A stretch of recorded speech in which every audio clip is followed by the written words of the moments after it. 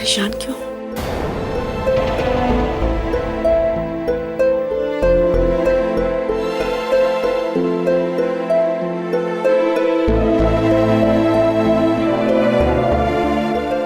कुछ कहते नहीं बन रहा है सुरभि।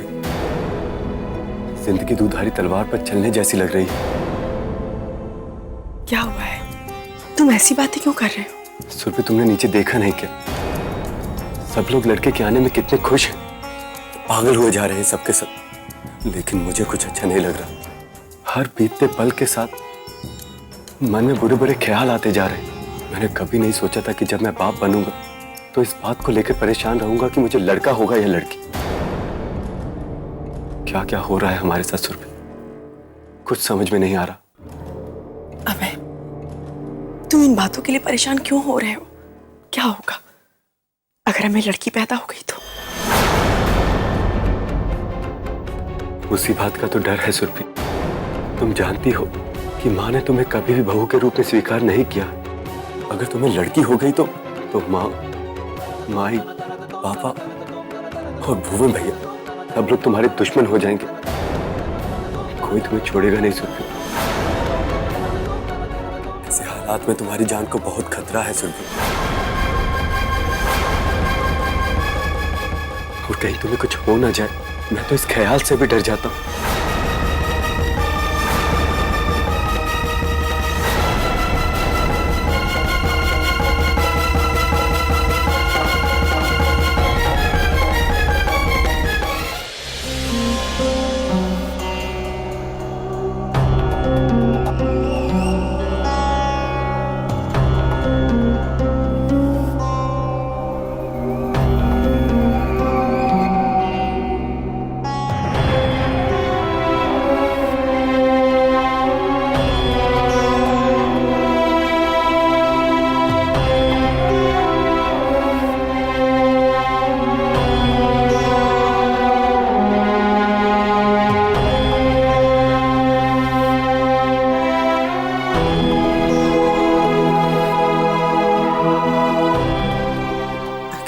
सुरभि से ऐसा क्यों कहा होगा कि उसकी जान को खतरा है?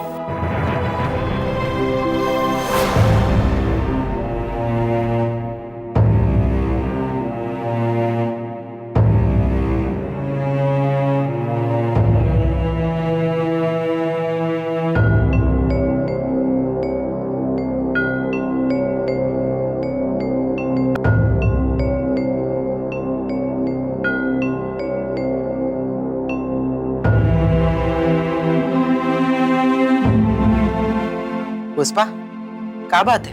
काहे इतना सवेरे सवेरे यहाँ आके बैठ गई हो? वो माई जी हमें एक बात फिर से बहुत परेशान कर रही है। सुरभि हम लोगों से जरूर कुछ छुपा रही है। छिपा रही है? मतलब तुम कौन सी चीज की बात कर रही हो? ऐसा है आजकल तुम कुछ ज्यादा सोचने लगी हो। नहीं माई जी, आप सुरभि को नहीं जानती। सुरभि बहुत ही चालाक लड़की है। वो जरूर हम लोगों से झूठ बोल रही है। इसीलिए माई जी एक बार फिर से डॉक्टरी जांच करा के पता लगा लीजिए कि उसके पेट में लड़का है कि लड़की। ये क्या पागलपन है पुष्पा? क्या जरूरत है दोबारा जांच की? अरे अभी कुछ ही दिनों में तो सुरभि का बच्चा होने वाला है। और वैसे भी डॉक्टर ने हमें 4 महीने पहले ही बता दिया था कि उसके पेट में लड़का है। अब हमें कौनो जांच वांच नहीं करवानी है। वैसे काहे तुम्हारे मन में ये विचार फिर से आया है? उल्टा पुल्टा सोचती रहती हो। माई जी कल रात हमने अभय को सुरभि से कहते हुए सुना कि सुरभि की जान को खतरा है। आप ही बताइए अभय ने ऐसा क्यों कहा माई जी? ये तो तभी हो सकता है ना जब सुरभि लड़के की जगह लड़की को जन्म दे। पुष्पा, तुम्हारे मगज में हर समय शक का कीड़ा कुलबुलाता रहता है। काहे तुम्हें हर बात में खोट नजर आती है? अरे अगर अभय ने ऐसा कहा होगा तो ये लिए कि वो डर गया होगा। उसको लग रहा होगा कि सुरभि को कहीं कुछ हो ना जाए। तुमको तो मालूम है ना कि हमारा अभय कितनी जल्दी घबरा जाता है, और वैसे भी एक सदमा वो झेल चुका है। तुम्हें याद नहीं है का जब सुरभि का बच्चा गिर गया था तो वो कितना परेशान हो गया था। लेकिन माई आप हमारी बात तो सुनिए। बस पुष्पा, कुछ उल्टा सीधा मत सोचो। थोड़े दिन की बात है, सब सच सामने आ जाएगा। अभी ये सब सोच के अपना दिमाग खराब मत करो और अब जल्दी से उठो। याद नहीं है का, आज हम सबको कुल देवता की पूजा के लिए हरिपुर जाना है। हर साल हम ई महीने में ही वहां जाते हैं, याद है ना? कि ये भी भूल गई? माई जी हमें अच्छी तरह याद है। तो ठीक है, अब सब तैयारी की जिम्मेदारी तुम्हारी है। तुम्हारा पोता आने वाला है, उसकी मंगल कामना के लिए ये पूजा बहुत जरूरी है। फटाफट सबको तैयार होने को बोलो। और हाँ, एक नवजात बच्चे का कपड़ा मंगाया था हमने, वो भी साथ में रख लेना। वहाँ देवता का आशीर्वाद दिलवाना होगा।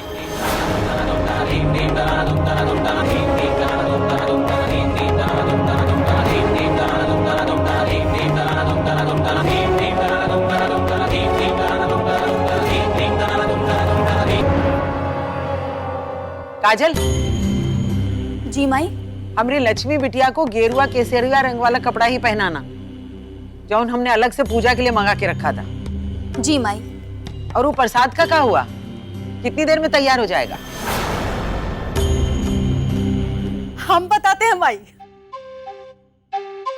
बस तैयार ही समझो, तनिक थोड़ा समय और लगने वाला है।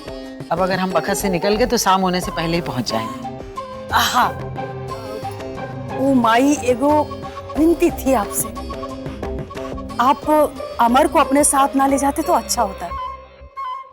अब क्या है कि आप तो जानते हैं प्रतिमा भी पूरा महीना से है।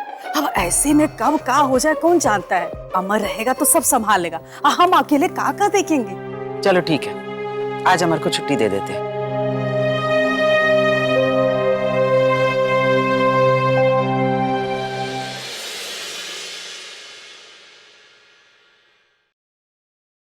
अबे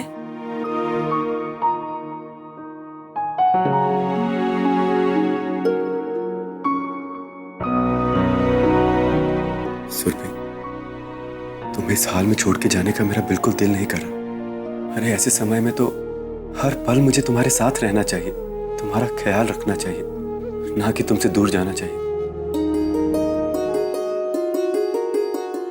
अबे हम तुम्हारी चिंता समझते हैं, लेकिन ये पूजा इस घर के लिए बहुत जरूरी है ना। तुम्हें सबके साथ जाना चाहिए। तुम हमारी फिक्र मत करो, हम बिल्कुल ठीक है। और वैसे भी ये जो तुम्हारा नन्हा मुन्ना है ना, बहुत शांत है, बिल्कुल तुम्हारी तरह। हमें बिल्कुल परेशान नहीं करता। अगर विश्वास नहीं आता तो खुद पूछ के देखो। क्यों बेटा, क्या सच में आप अपनी मम्मा को परेशान नहीं करते हो? Good boy. अपनी मम्मा का ख्याल रखना बिल्कुल इसी तरह, क्योंकि अब आप इस घर के एक जिम्मेदार लड़के हो। अभी इसने मुझे पैर मारा। लगता है अपने पापा की बात समझ गया है।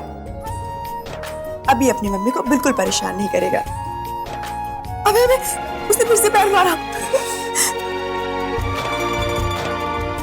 क्यों नहीं, मम्मा का ख्याल रखने की जिम्मेदारी जो मिल गई है।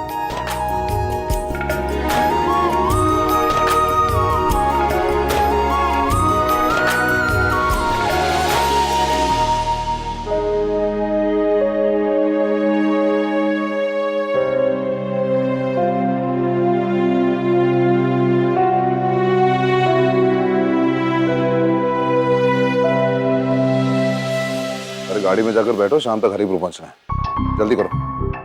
अरे माई चलिए ना। चल रहे हैं मार्कंडे, लेकिन पहले ये तो पता लगाओ कि पुष्पा और त्रिभुवन कहाँ रह गए। ये लो। पुष्पा क्या कर रही थी तुम, इतनी देर काहे लगा दी?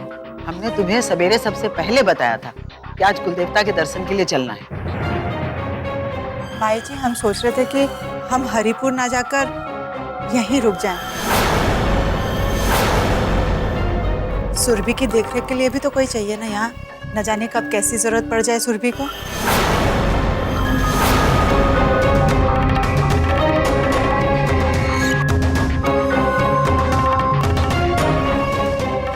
माँ, आपका वहां जाना जरूरी है। आप सुरभि की चिंता मत कीजिए, सुरभि के पास मैं रुक जाता हूँ। अरे आप लोग चिंता काहे करते हैं? आप लोग इत्मीनान होके चाहिए। हम हैं ना छोटकी दुल्हन के देखभाल के लिए, और अमर भी है।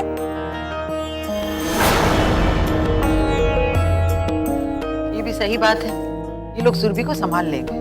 और वैसे भी एक ही दिन की तो बात है, कौन सा महीने भर के लिए जा रहे हैं।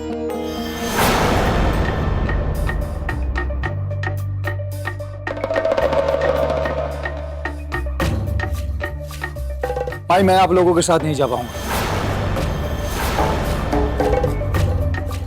काहे? अब तुम्हें क्या हो गया? भाई मुझे अभी मुरादाबाद के लिए निकलना है। एक फोन आया था मिल से, कुछ जरूरी काम है।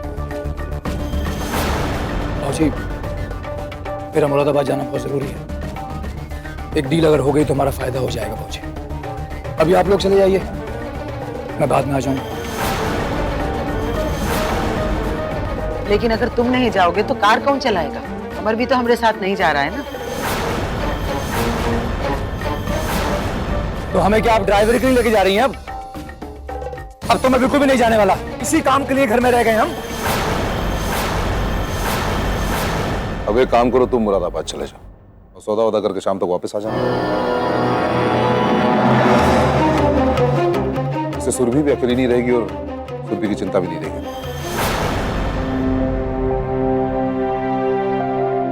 ठीक है पापा।